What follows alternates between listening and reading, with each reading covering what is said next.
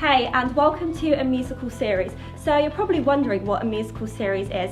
So it is a group of 8 performing arts students who will be bringing to you a video series over the next few weeks.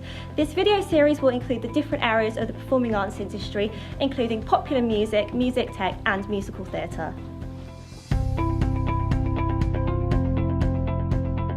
So musical theatre is 3 areas of the performing arts industry combined as one. So you've got singing, acting and dancing. Although it is combined as one, you can do them all separately. So you can do dancing alone, singing on its own and acting on its own. You can do 2 of them together, or you can have all 3 of them, which is typically known as musical theatre or a musical.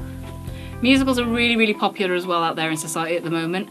For an example, Broadway hit Hamilton has just this year alone has made £50 million, and by the end of the year it's expected to hit £1 billion. Our job was to create a brief for the popular music guys to create a piece of music that we would be able to perform to.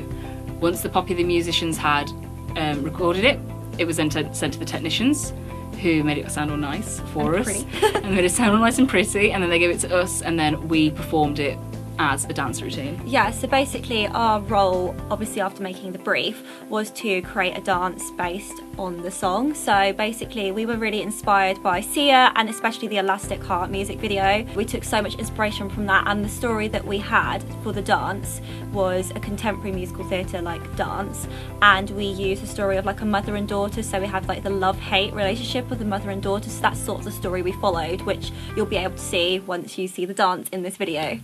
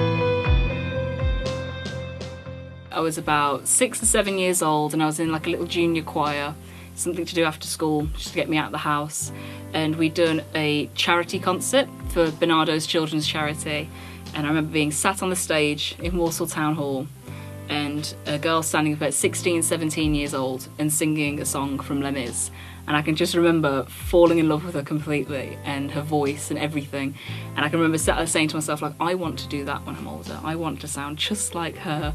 So I told my mum, I was like, Mum, I really enjoy it and I want to keep singing, and she fully encouraged me all the way. So I had singing lessons, I always learnt musical instruments alongside it, like I played the clarinet until I was 14, like a cool kid. And luckily for me, when I did get to high school, they still offered me singing lessons and music lessons completely free of charge with the music programme.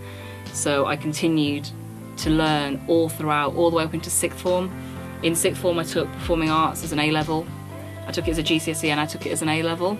And we did shows like We Will Rock You, we did Chicago, and I learned so much through being at such a supportive school and having such a supportive group of teachers, not even just the theatre teachers and the music teachers, but teachers from other subjects understanding. And I think having such a solid teaching, like such a solid school experience really helped me. Yeah, I totally agree. It really inspired me, like, I can do this because these teachers are telling me that I can, so I will. Yeah. Having support from teachers is like the one thing that you need, like, 'cause it makes you feel like you can do that thing. Definitely. Having someone to sit and take the time out and be like, this is how you do this, yeah. like, and willing Big to teach influences. you. Yeah. Most people like only have one thing, but like, I feel like I have quite a few different things that sort of inspired me to take the musical theatre route. So, like, as a kid I did ballet and I did ballroom for like such a long time. My school had like choirs and musicals. I remember we did Joseph, and that was probably like the first show I ever saw. And then when I was a bit like older, like when I was maybe in like year 4 or 5, I was like introduced to films like Disney films, which I just fell in love with.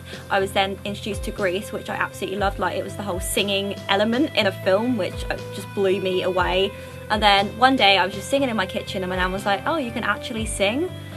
So I was like, I don't know, you tell me. So I like applied for like youth theatre groups, and I got in, and then for about 8 years I did 2 shows a year with that group. But the one show that definitely influenced me to musical theatre was Les Mis. Like, I remember doing that show, and it was called, like, the proper name of the show is Les Miserables, but we shortened it to Les Mis as musical theatre performers.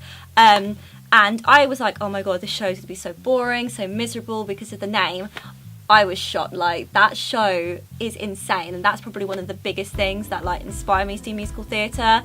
And I then went on to do it at GCSE level, which was really good. So I did dance and drama for GCSE, and that really helped me, which got me into a college where my lecturers at the college were like West End professionals, so they've been in shows like We Will Rock You and Mamma Mia, and that was amazing. So we got to have like real professional experiences, and now I'm currently doing a degree at university. So that's sort of my little story with musical theatre.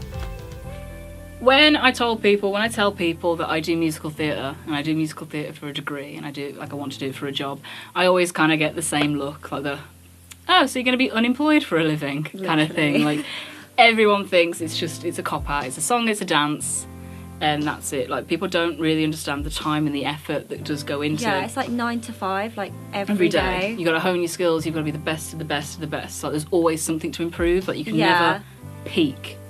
Like, there's always something you can improve on. It still leads you into so many different jobs, like confidence, public speaking, teaching. Retail people love it, teaching. Like, there is so many different categories you can go on. So at the end of the day, I never would say it's a cop-out or an easy job, because so much time and effort goes into it. Like, you have to learn so much stuff. Like, it's crazy. Like, it's not even 9 to 5. Like, you go home and then you'll spend like an hour on singing exercises, going over dances. It's just madness. But there are so many stigmas. Like, so many people are quick to shoot back and go, musical theatre, that's easy. But they're the ones going to the musicals, and they're the ones watching the TV, and they're watching their dramas with no clue how much work goes into being the person they're going to see. Okay, so the biggest piece of advice I would give to anybody going into musical theatre is, like, make sure you want to do it, like your heart's desire is on it, because once you get in, like, it's such a tough industry and it's such hard work and so much money goes into it. Like, even like starting with the clothing you have to wear, like, it's so expensive, unless obviously you can go like to eBay and stuff like that, and there are some dance shops that are like really good price. But like, if you want to go into it, you've got to make sure you know you are committed, because like, if a year down the line you're going to waste all of that money, that time and that effort, and you've got to be thick-skinned because it's such a hard industry. Be prepared to be shot down time after time after time after time. Yeah, like 9 out of 10 times, like, you'll go for an audition and it's very rare you'll get it. Like, you've got to be used to knockbacks. Obviously, like, this isn't exactly making it sound great at the moment, but like, you've got to be used to that, because at the end of the day, when you get that job that you want, like, the feeling when you get it is insane, and the time you'll have when you get that job or the part you want is amazing. But you've just got to get used to like hearing the criticism, the feedback and stuff like that. So you've just got to be quite thick-skinned, be confident with yourself. Like, if somebody obviously has been like, this wasn't good, you've just got to stand there and smile and take it. So you've really got to be thick-skinned. Like, at first, like, if you first get into it, go ahead, cry, do whatever. I've cried, we've all cried. We've been there, but it's really worth it in the end. Like, if you love to sing, act and dance, just do it. Like, even if it's just for fun, even if it's not as a career. For Tuesday night in the local town hall, like, even if it's just like a hobby that you do with a couple of friends. But biggest piece of advice, if you want to do it professionally, go and do a degree in it, go to drama school, go to classes. Take lessons. Yeah.